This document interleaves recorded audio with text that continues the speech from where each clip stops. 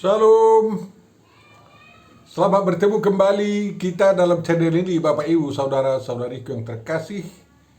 Kita akan merenungkan firman yang menjadi evangelium pada Minggu Rogate tanggal 14 Mei tahun 2023. Mudah-mudahan kita bisa tertolong dalam memahami firman tersebut. Dan sebelum kita memulainya, saya mohon bantuan Bapak Ibu Saudara yang terkasih untuk subscribe, like, dan membagikan video ini kepada orang sebanyak mungkin.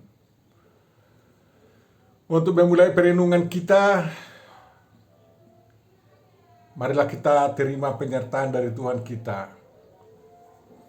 Damai sejahtera Allah yang melampaui segala akal budi manusia, kiranya memelihara hati dan pikiran Bapak Ibu Saudara-saudariku yang terkasih dalam Yesus Kristus dalam menerima firman yang akan kita renungkan. Amin. Bapak Ibu Saudaraku yang terkasih, mari kita baca firman yang akan kita renungkan, yakni dari Filipi 4 ayat 1 sampai 7. Firman yang sangat indah. Karena itu saudara-saudaraku yang kukasihi dan yang kurindukan, sukacitaku dan mahkotaku, berdirilah juga dengan teguh dalam Tuhan. Hai saudara-saudariku yang terkasih.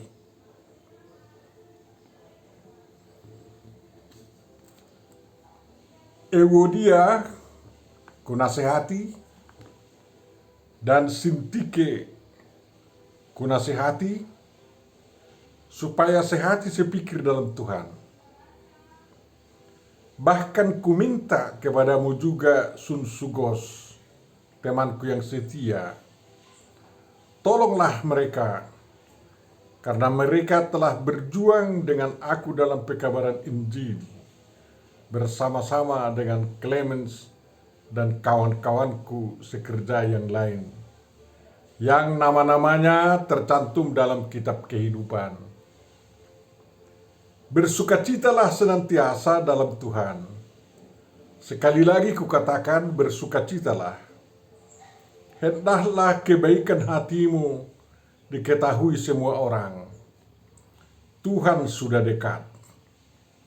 Janganlah hendaknya kamu khawatir tentang apapun juga, tetapi nyatakanlah dalam segala hal keinginanmu kepada Allah dalam doa dan permohonan dengan ucapan syukur. Damai sejahtera Allah yang melampaui segala akal akan memelihara hati dan pikiranmu dalam Kristus Yesus. Demikian firman yang akan kita renungkan Bapak Ibu Saudara-saudariku yang terkasih. Yang berbahagia adalah orang yang mendengarkan, memahami dan menghayati firman Tuhan.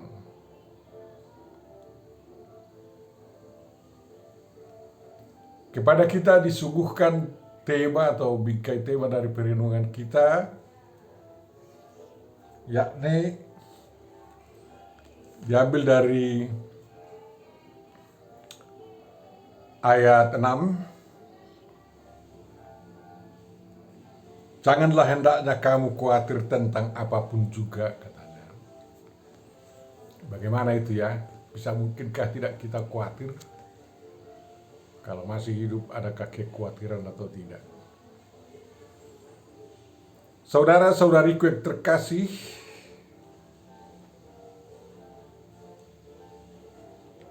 Paulus menasihati jemaat di Filipi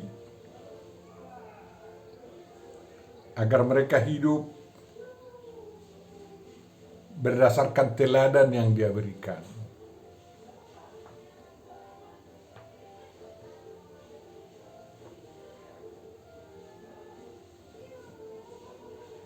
Jangan goyah.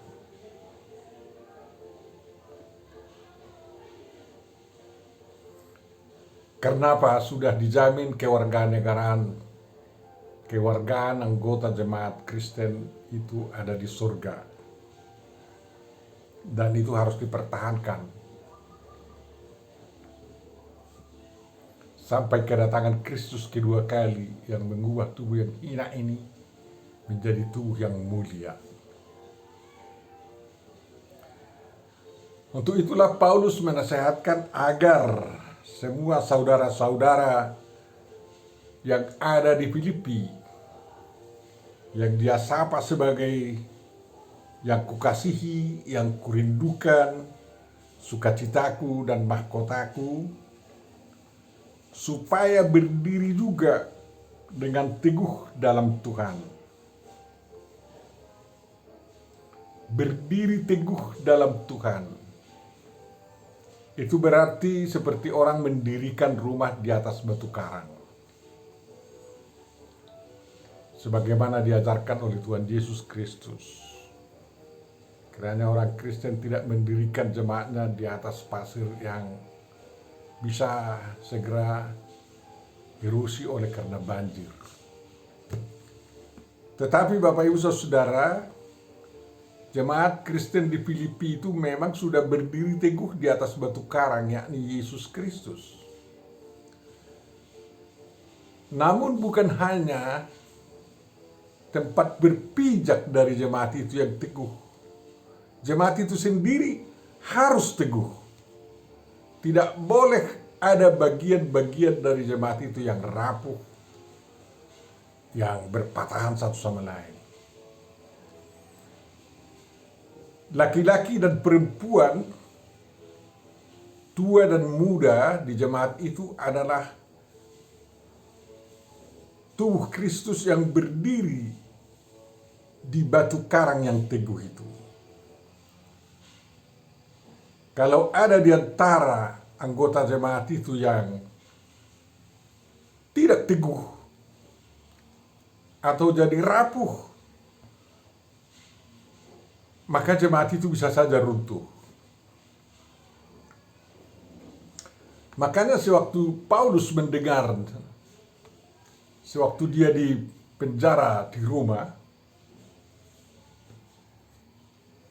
bahwa sahabatnya, temannya, sukacitanya, mahkotanya, kawannya memberitakan Injil, yakni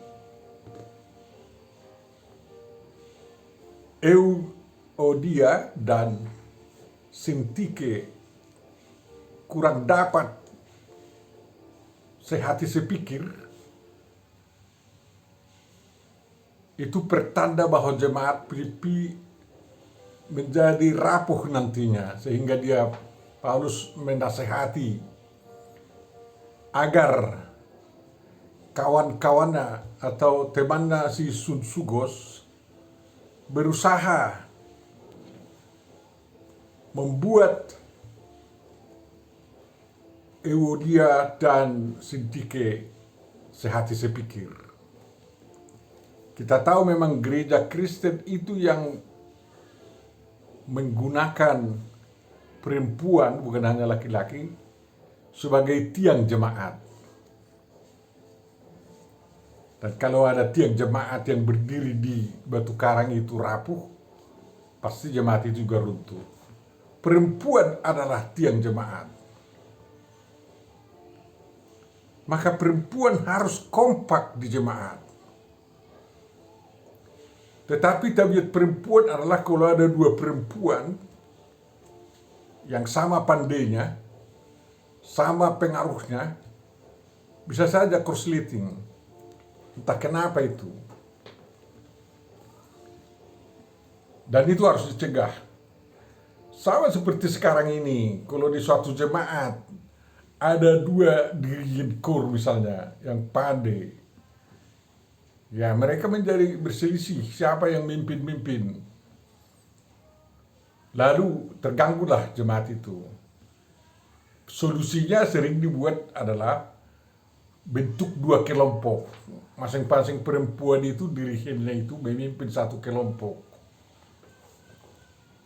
Dan itu solusi memecah. Bisa saja solusi seperti itu menyelesaikan masalah, tetapi yang lebih bagus walaupun menjadi dua kelompok, tetap bisa sehati sepikir di antara pemimpin-pemimpin di kalangan perempuan itu. Apa salahnya rupanya? Jadi perempuan harus memperhatikan mentalitasnya, yang suka begini-gini sama kawannya ya, agar jemaat tidak rapuh, agar fungsi perempuan menjadi pemberita Injil tetap harum dan kata-katanya didengar. Apalagi di jemaat-jemaat kita yang Protestan ini, perempuan dan peranan perempuan itu sangat besar. Tidak seperti di gereja sana, tidak bisa pastor, hanya suster. Tapi kita pendeta pun boleh, Bill Pro boleh, pemberita Injil boleh. Ya, penginjil wanita. Dan itulah, makanya perempuan itu harus terus menjalin pikiran agar sehati sepikir.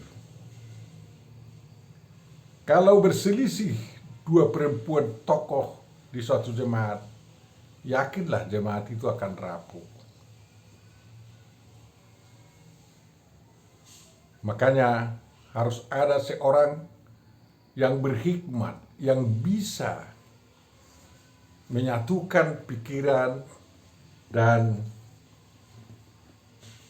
kehendak mereka demi pembangunan jemaat itu.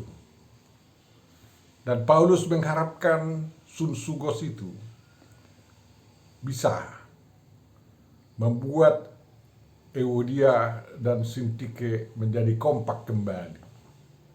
Walaupun mereka punya pengaruh yang besar di jemaat. Paulus tidak memberitahu apa perselisihan mereka. Tapi yang jelas, baik Euodia maupun Sintike pastilah tokoh wanita yang punya pengaruh dalam kehidupan jemaat tersebut. Dan kalau sudah bisa bersatu pikir, yakinlah jemaat itu pasti melejit perkembangannya. Karena apa? Perempuan yang lebih mudah mengajak orang lain percaya kepada Tuhan Yesus daripada laki-laki. Bapak Ibu saudaraku yang terkasih, juga harus diperhatikan bahwa orang-orang yang namanya juga sudah ditulis dalam buku kehidupan harus mempertahankan itu. Jangan sampai namanya itu dihapus dari kitab itu. Salah satu alasan bisa nama dihapus dari buku kehidupan adalah kalau orangnya selalu mengacau di jemaat. Orang yang tidak mampu menyesuaikan pendapat kepada kawan-kawannya itu termasuk pengacau dan bisa saja namanya dicabut dari buku kehidupan. Dan kalau sudah terjadi pencabutan nama dari buku kehidupan, itulah kehidupan yang paling dangol, yang paling mengerikan. Tidak ada gunanya lagi menjadi pengikut Kristus. Jadi kalau pekabaran Injil masih terus diperjuangkan, maju, baik laki-laki, baik perempuan, baik pekerja jemaat maupun warga jemaat, semuanya harus kompak, sehati sepikir memajukan jemaat itu. Jangan ada yang mengacau. Itu berlaku sampai sekarang. Ya, sudah saya lihat jemaat yang selalu berkelahi, bukan semakin bertambah anggotanya, semakin mengerut. Dan untuk apa gedung gereja kalau hanya tinggal gedungnya, orangnya tidak ada. Walaupun kita membangun gedung-gedung pemujaan kepada Tuhan Yesus Kristus sangat megah, kalau orang yang menyembah Tuhan di sana tidak ada, ngeri juga kan? Dan orang tidak mau masuk gereja di situ. Aka gereja berbeda-beda, berkui.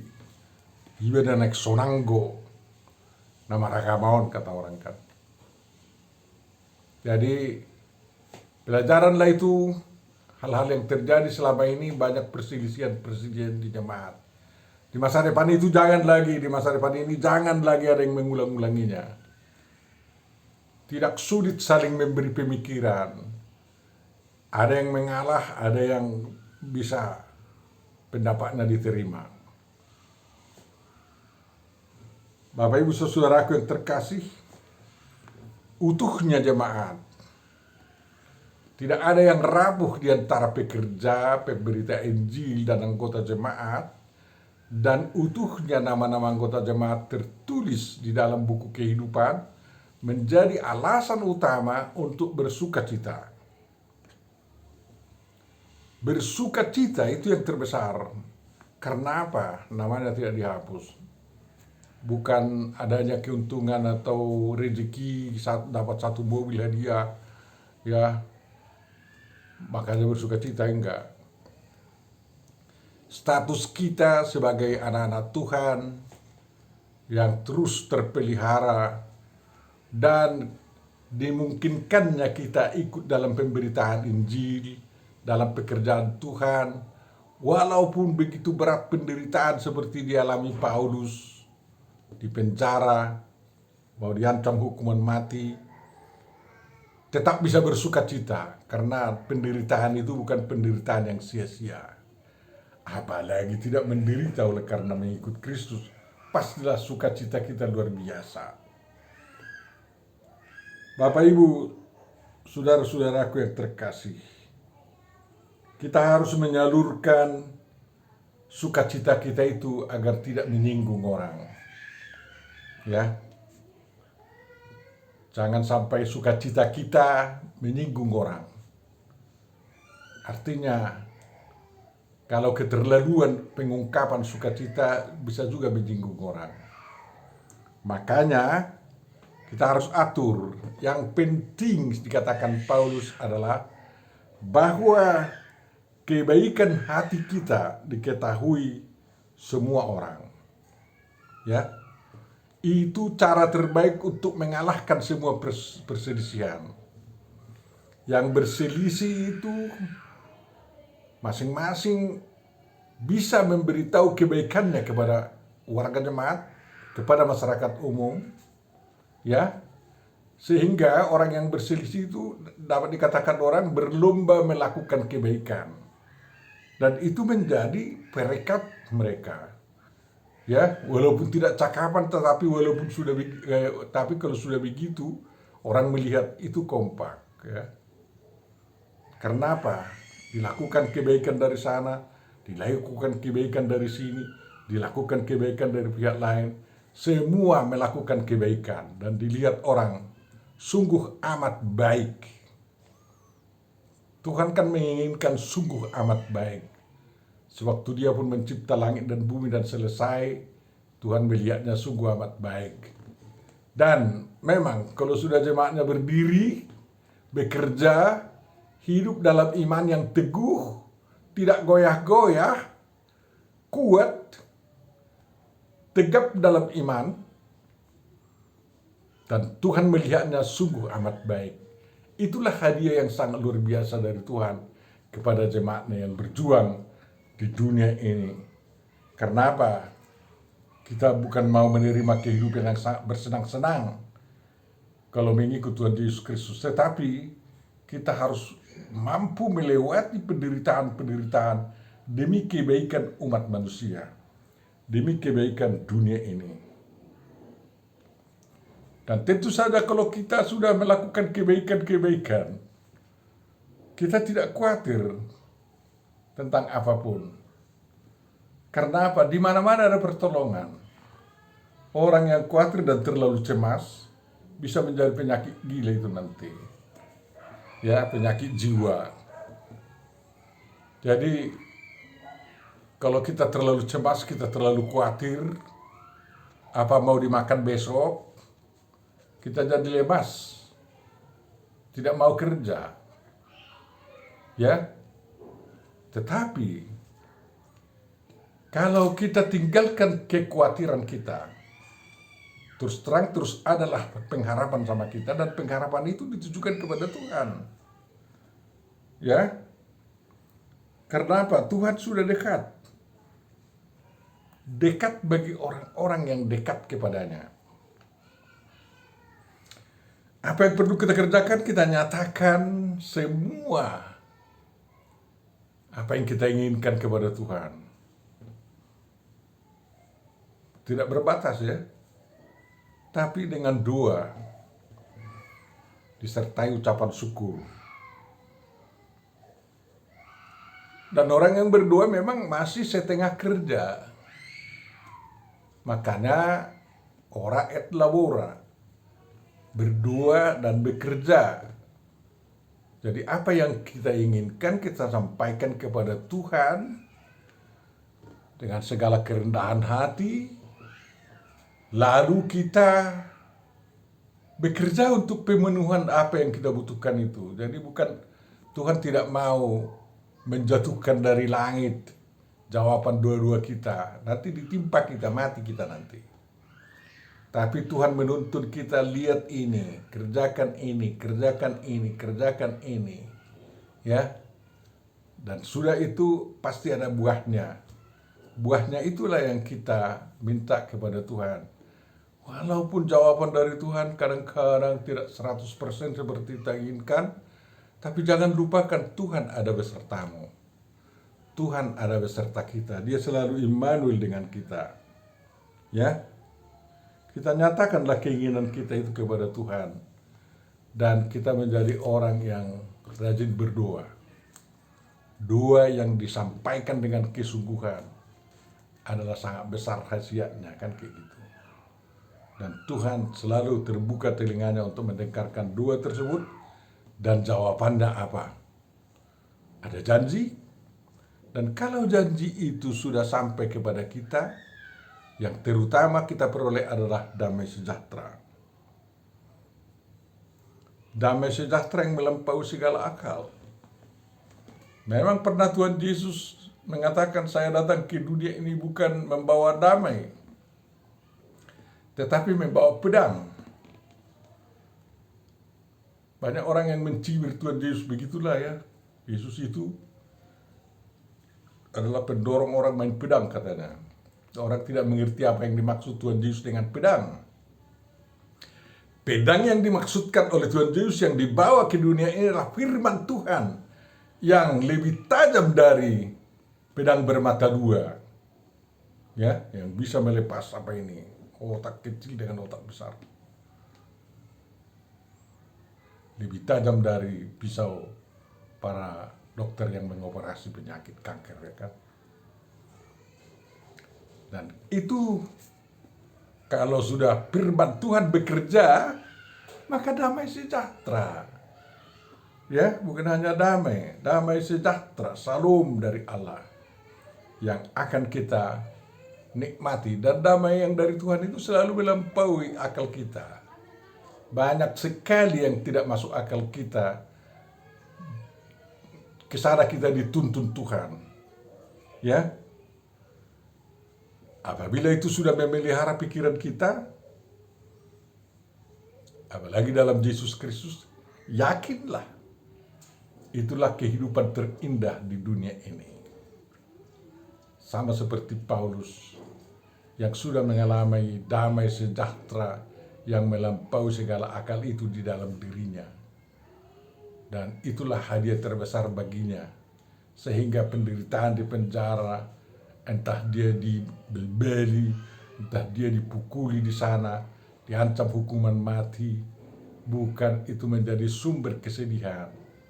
Bahkan dia bisa berdoa, saya mengucap syukur Tuhan bahwa saya sempat mengalami penderitaan ini yang masih lebih ringan daripada yang kau alami untuk menebus dan menyelamatkan saya, katanya.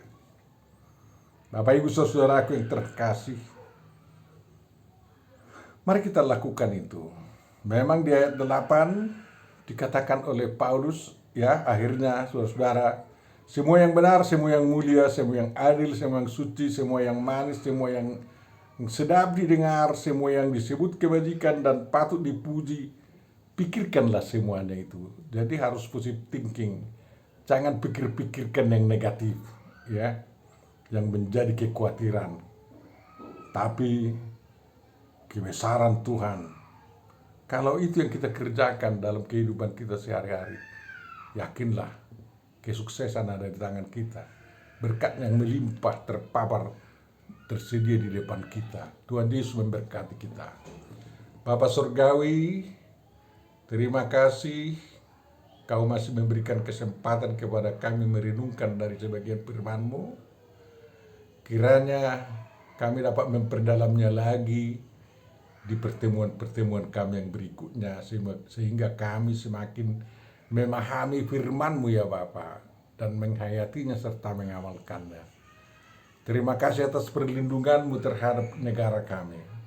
Dan kiranya Tuhan berkenan melindungi negara kesatuan Republik Indonesia ini tetap berdasarkan Pancasila, walaupun ada berubah berganti presidennya, dan terus berdasarkan Undang-Undang Dasar 45, dan orang-orang yang membenci NKRI yang telah Kau dirikan ini dapat disingkirkan dan tobat ya Tuhan, agar mereka bisa menikmati damai sejahtera yang daripada-Mu juga.